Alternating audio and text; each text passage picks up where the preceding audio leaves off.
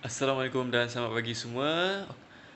Hai, semoga anda semua berada dalam keadaan sihat sejahtera ya.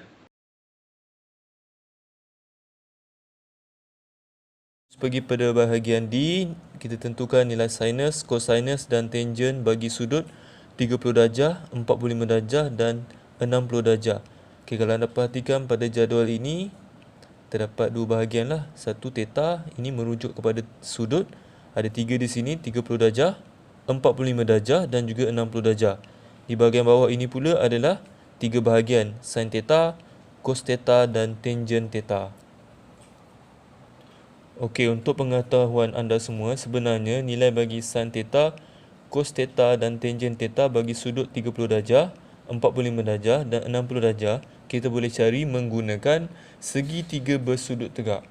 Tapi cikgu dah ringkaskan dan permudahkan dalam bentuk jadual. Kamu juga boleh rujuk dalam buku teks ataupun buku rujukan, di mana setiap ketiga-tiga bahagian ini, sin theta, cos theta dan tangent theta bagi beberapa sudut yang diberi ini, 30 darjah, 45 darjah dan 60 darjah, masing-masing ada nilainya tersendiri yang telah ditetapkan. Okey, contoh di sini kita lihat dulu yang pertama, sin theta. Okey, di mana theta ni adalah sudut. Okey, saya tuliskan di sini sin theta. Okey, theta ni merupakan sudut. Okey, kita lihat di sini yang pertama, kita ambil dahulu sudut bagi 30 darjah. So, saya gantikan sin 30 darjah. Okey, nilainya adalah bersamaan dengan 1 per 2. Maksudnya di sini, sin 30 darjah bersamaan 1 per 2. Itu yang kamu semua kena faham. Dan nilainya adalah tetap. Kamu juga sekiranya menghadapi masalah untuk mendapatkan nilai sebenar bagi sin 30 darjah, kamu boleh menggunakan kalkulator. Misalnya, kamu boleh lihat di sini. Okey, kamu cari perkataan sin, S-I-N. So, di sini, sin. Kemudian, kita masukkan nilai 30 darjah. So, 30 sahaja kamu masukkan. Kemudian, kamu terus tekan kalkulator sama dengan, tekan pada bahagian sama dengan, kamu akan dapat 0.5. 0.5 nilainya adalah sama dengan 1 per 2. Yang ini adalah asas lah. So, 1 per 2 bersamaan juga, sama juga dengan 0.5.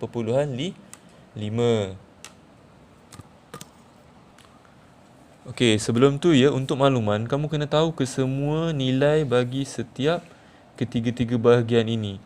Sin theta ataupun sin 30 darjah berapa nilainya, sin 45 darjah berapa nilainya, sin 60 darjah berapa nilainya. Kamu kena tahu. Kalau kamu tak boleh hafal, tak tahu bagaimana nak mengira, kamu boleh tekan menggunakan kalkulator. Sebenarnya, kalau macam cikgu, jalan yang lebih mudah menggunakan kalkulator lah. Macam contoh cikgu bagi tadi, di mana bila kita tekan sin 30, kamu akan dapat 0.5. 0.5 itu nilainya sama dengan 1 per 2. Okey, contoh yang kedua, kita ambil cos. Okey, cos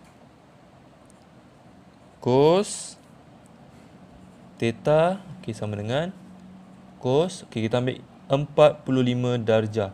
So, 45. So, berapa nilai yang kita akan dapat bila kita tekan kalkulator? Sama tak dengan nilai yang diberi ini? Okey, bila mana cos theta adalah cos 45 darjah. Dapat tak jawapannya? 1 per punca kuasa 2. Okey, kita tekan dahulu menggunakan kalkulator. So, pada bahagian kalkulator ini, cari cos.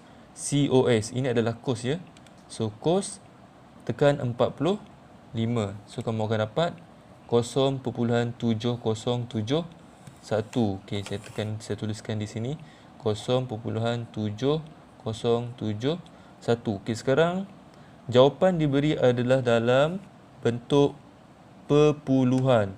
Bagaimana saya nak tahu jawapan dia adalah sama dengan jadual ini, 1 per punca kuasa 2. So, caranya mudah sahaja. Okey, saya menggunakan kalkulator juga. Okey, saya tekankan 1. Okey, memandangkan ini adalah per. So, saya gunakan bahagi. So, bahagi dengan punca kuasa 2. So, tekanlah punca kuasa, kemudian masukkan nilai 2. So, saya akan dapat 0.7071. 1. Sama tak dengan nilai yang saya dapat di sini? Nilainya adalah sama. So, bila sama, so saya tahulah bahawa 0.7071 ini adalah 1 per punca kuasa 2. Okey, so kalau anda lihat pada jadual yang diberi ini, sebenarnya ada lebih kurang 4 bahagian lah yang anda semua kena tahu. Okey, contoh di sini 1 per punca kuasa 2. So, bila kamu tekan kalkulator, kamu akan dapat 0.7071. Ini sebenarnya sebagai rujukan kamu lah. Kadang-kadang bila kamu tekan kalkulator, kamu dapat dalam bentuk perpuluhan. So, dalam bentuk perpuluhan, kamu ingat balik, bila dapat 0.7071 contohnya, so nilainya adalah sama dengan 1 per punca kuasa 2. Contoh yang kedua, okey, punca kuasa, okey, bagi 3 per dengan 2, so nilai yang kamu dapat bila kamu menggunakan kalkulator, kamu akan dapat 0.866. So bila saya ambil contoh di sini, katakan saya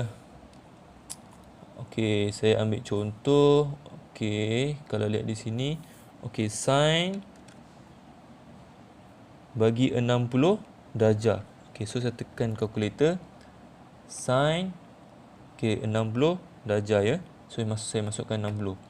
So kamu akan dapat 0.866. Jadi rujukan kamu adalah di bahagian bawah ini. So cari mana nilai yang sama dengan kalkulator di sini. So 0.866. So nilainya adalah sama dengan punca kuasa bagi 3 ini dibahagikan dengan 2. So kamu tahulah 0.866 ini adalah merujuk kepada ini. Punca kuasa bagi 3 per dengan 2.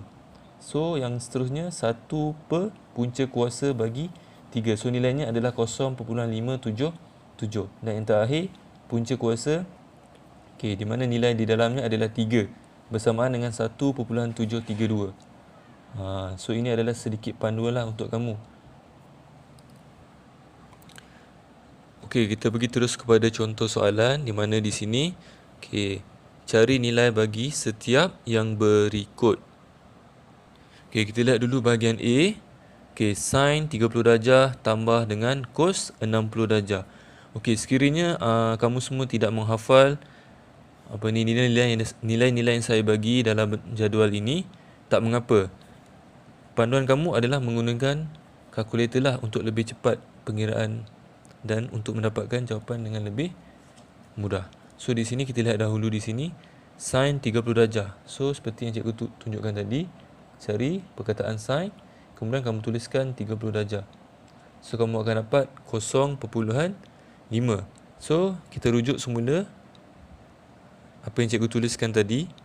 So kalau 0.5 nilainya adalah bersamaan dengan 1 per 2. So tuliskan di sini 1 per 2. Tambah cos 60. Sama sahaja tuliskan tekan pada cos, kemudian masukkan sudutnya 60. 0.5. So 0.5 juga adalah nilai yang sama dengan 1 per 2. Jadi di sini 1 per 2 tambah dengan 1 per 2, kamu akan dapat 1. So jelas ya? Kita lihat pula contoh yang kedua. Tangen ataupun tan 45 darjah tolak dengan cos 30 darjah. So caranya sama sahaja.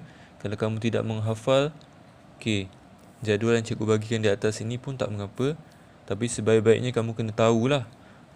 So tangen 45 darjah, cikgu tekan kalkulator, tangen 45. So cikgu dapat 1. So kalau 1, tuliskan sahaja 1. Tolak dengan cos 30. So tuliskan cos 30. So akan dapat nilainya 0.866. So di mana nilai 0.866? Di sini ya. So nilainya adalah punca kuasa 3 di dalamnya dibahagikan dengan 2. So ini adalah penyelesaiannya lah. So kalau nak tuliskan ini, so kamu akan dapat berapa nilainya? So jawapan akhir kamu akan dapat di sini 2 tolak punca bagi kuasa 2 dalam ni 3/2. So ini jawapannya lah. So soalan yang lain cikgu harap kamu boleh selesaikan sendiri. Kalau ada apa-apa masalah boleh PM cikgu. Okay, sekian, terima kasih.